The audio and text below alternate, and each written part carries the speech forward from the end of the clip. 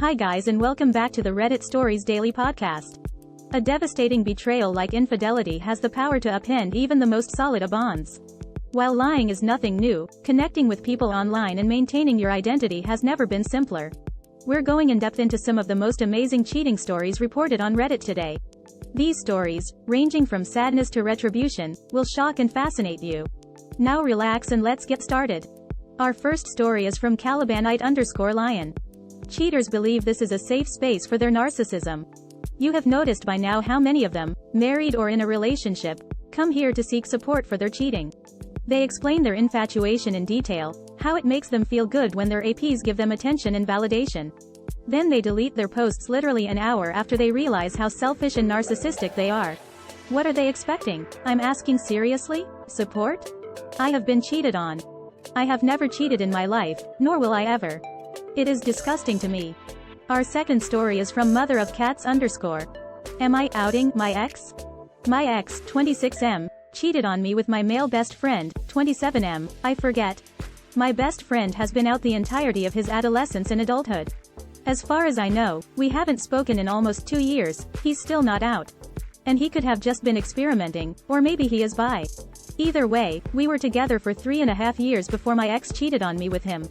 They both hid it from me for 6 months. We were together for 4 years until I caught him cheating with his coworker 10 months after I found out about the initial cheating.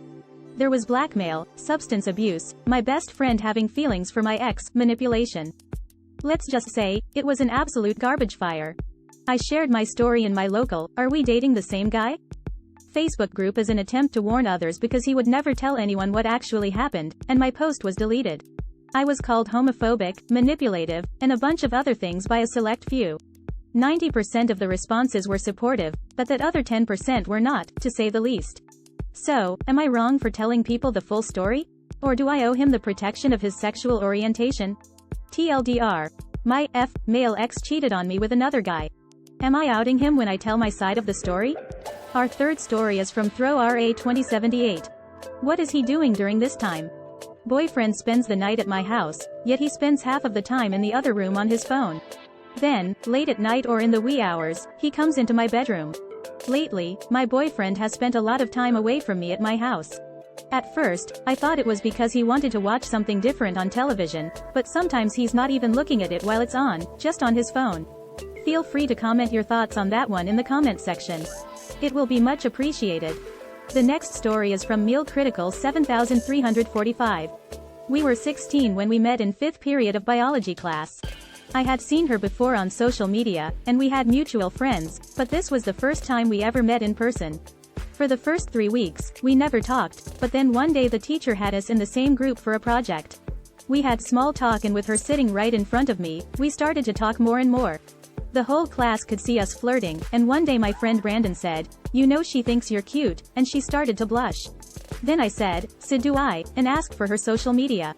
We texted and talked for a week before we officially started to date. At 16, I was kicked out of my house, and I wasn't really going to school. I was in and out of juvenile detention, and I was running with my people, trying to make money the fast way. She was the one who kept my head high through it all. Her mom worked late nights, and she would sneak me into her house late at night, let me shower, and fed me when I told her I was okay. We eventually started having sex. We would constantly argue about my safety, as one time I was shot in my neck, and she saw it all as I was bleeding out. One time during school, I was arrested for attempted murder, but I was out quick. She was my first love and stuck with me through it all. I never cheated on her, and she didn't either. Then vid started happening, and school shut down. I still saw her, but then she said she was moving to a different part of town. I feel like from then our relationship started falling off. We constantly fought because I didn't make the trip to see her every night. Things were getting worse in my area, so I wasn't on my phone a lot. We ended up breaking up, and I was left heartbroken. I tried to drown it out with weed and lean and whatever I could. I was also getting more active with my people and ended up catching a body.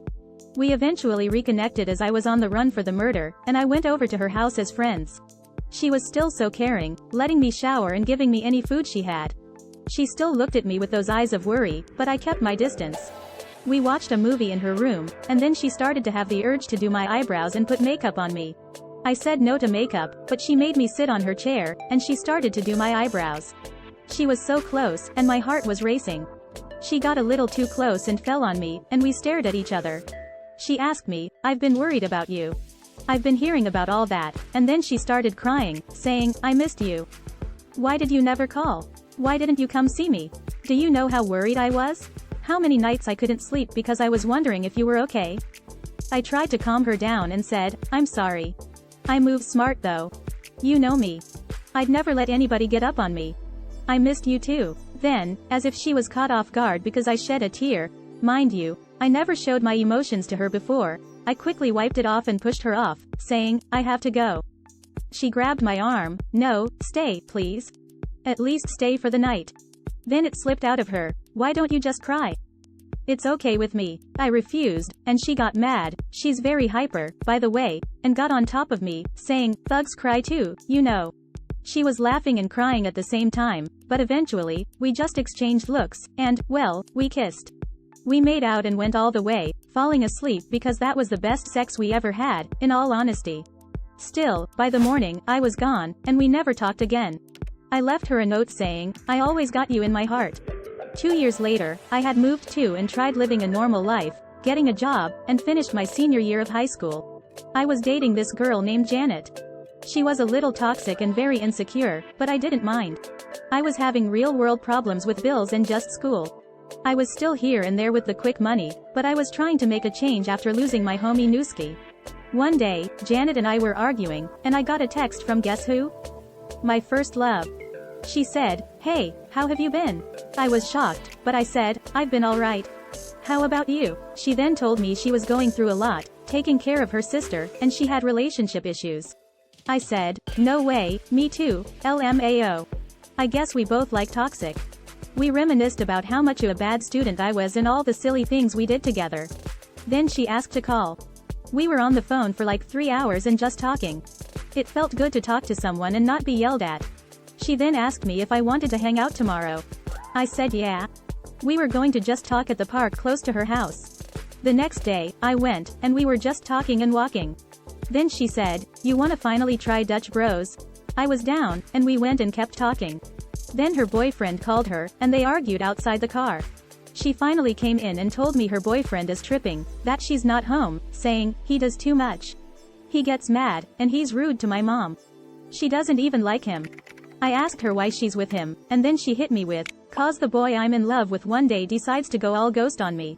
I said, "Ah, you got jokes," and then she said, "Why didn't you text me or anything?" What happened? I told her I turned myself in and did 8 months. She pulled out her purse and pulled out the letter I gave her, saying, "You could have called. You always have a place in my heart." I was shocked she kept it, but I just laughed it off. We talked a bit more, but she kept looking at my lips, and I did too. As I went to drop her off, she said bye and then kissed me on the lips.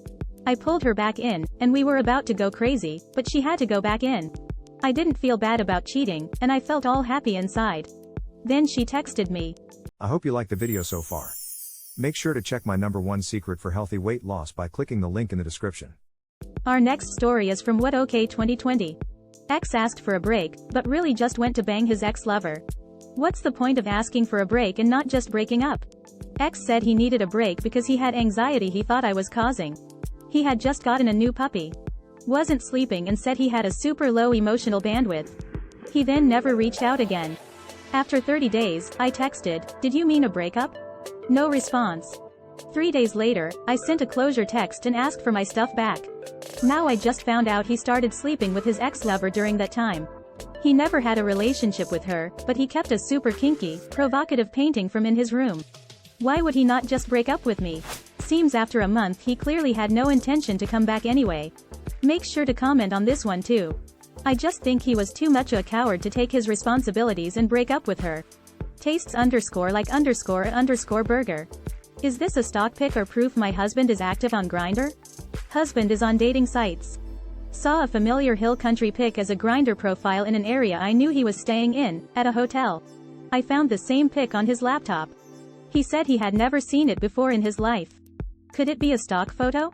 I also found a deleted video of him in his hotel room showing it to someone. Am I leaping to conclusions? Every time I ask, there's an explanation or flat-out lie. He also says, "No one believes you.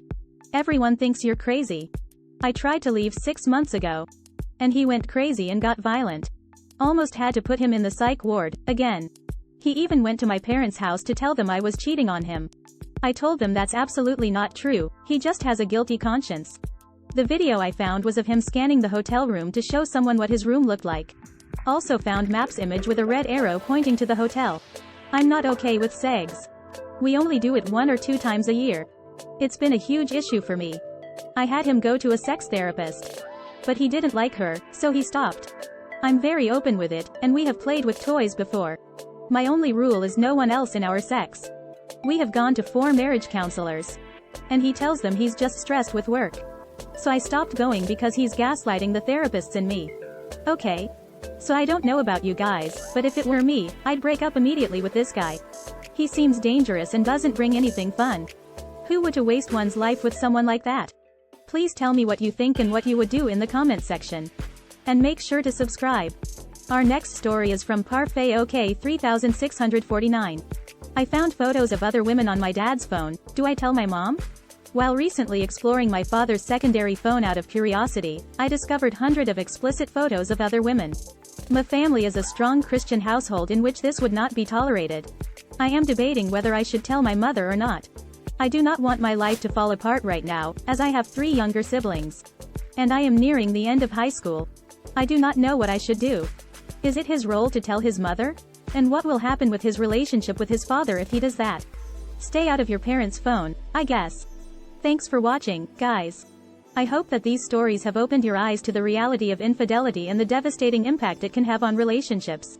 Remember to always be honest and transparent with your partner. If you suspect that they may be cheating, don't be afraid to confront them.